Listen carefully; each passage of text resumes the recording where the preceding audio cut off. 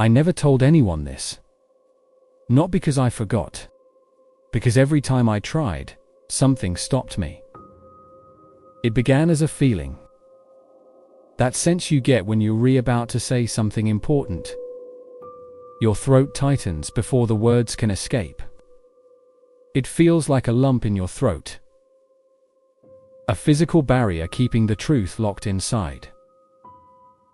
For the longest time, I thought that was just fear.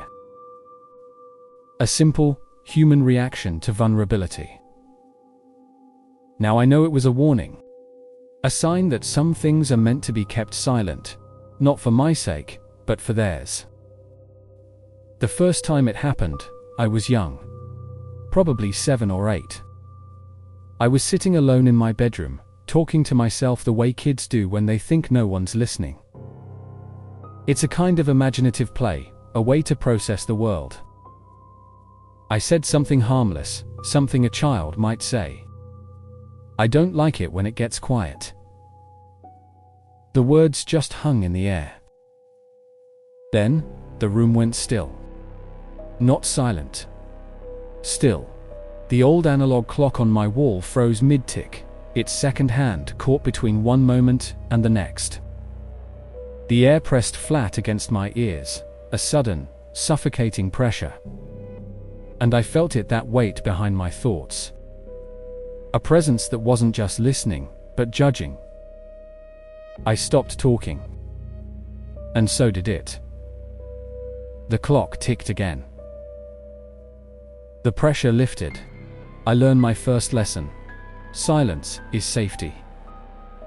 For years, I didn't mention it. I didn't think about it. Or, more accurately, I tried not to.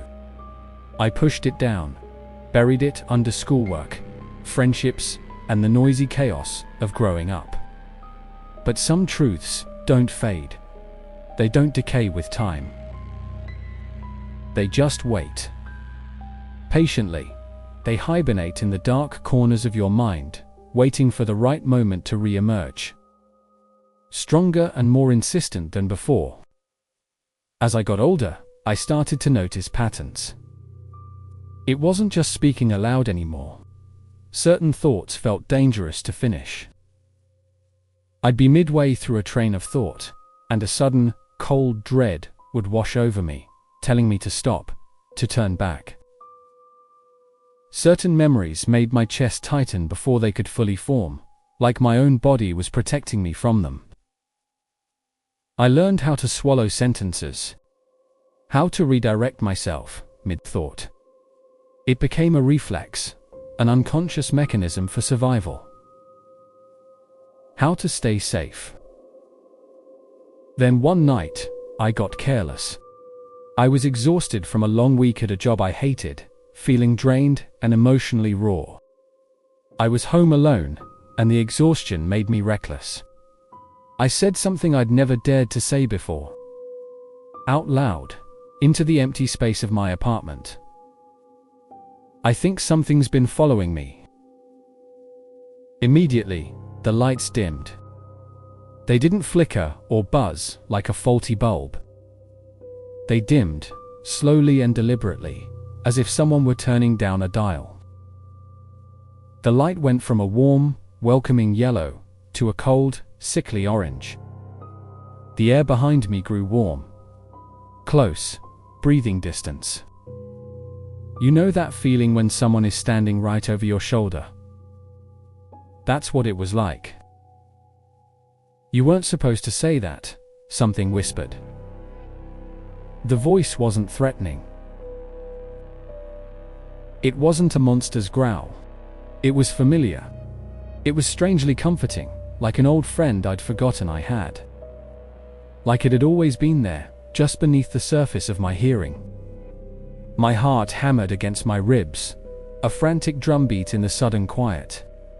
I turned, slowly, expecting to see a figure, a shadow, something to explain the voice and the warmth. But nothing stood behind me. No shape, no shadow. Just a sense of occupation. The feeling that the air itself was filled with something conscious.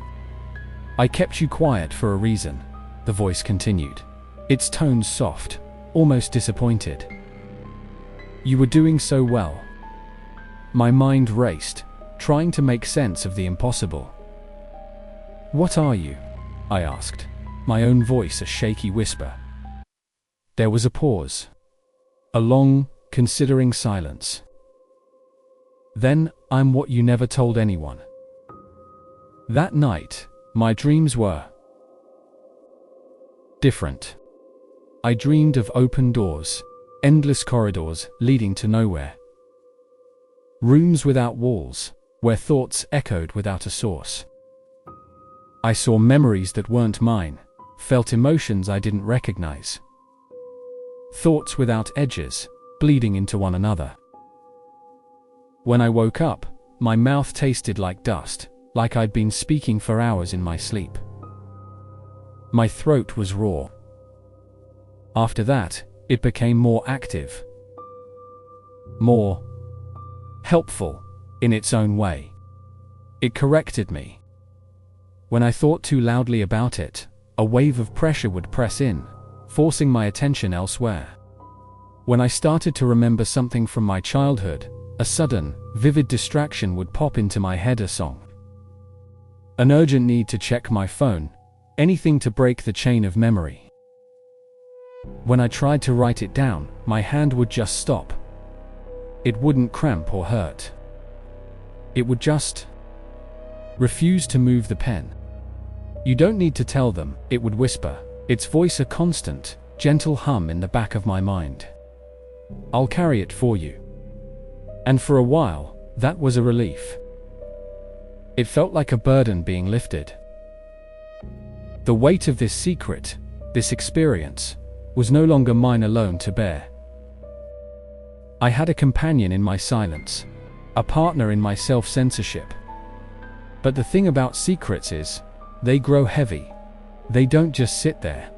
They expand. They take up space. They reshape you from the inside out. The more I kept it inside, the more space it took. It started to feel less like a companion and more like a parasite, until there wasn't much room left for me. My own thoughts felt crowded. My own feelings felt distant, as if they were happening to someone else. One night, I decided I couldn't take it anymore. The feeling of being erased, of being hollowed out, was worse than any fear. I had to tell someone. Anyone. I sat on the edge of my bed, phone in my hand, ready to call my sister, my best friend, a crisis hotline. It didn't matter. I just needed to break the silence. I opened my mouth. And nothing came out. Not a word, not a gasp. Not even air. My lungs felt paralyzed. I felt something lean closer, not in the room around me, but inside my chest. Not my lungs. Something deeper. A presence coiling around my very soul. I said I'd handle this, it whispered, its voice no longer comforting, but cold and possessive. And that's when I finally understood. I hadn't been keeping the secret. The secret had been keeping me. It had built a cage out of my own fear and silence, and I was the one trapped inside. I don't try to tell anyone anymore. What's the point? It controls the words before they can form. So I let it speak for me now. Through the long pauses in my conversations. Through the sudden hesitation when I'm about to say something meaningful.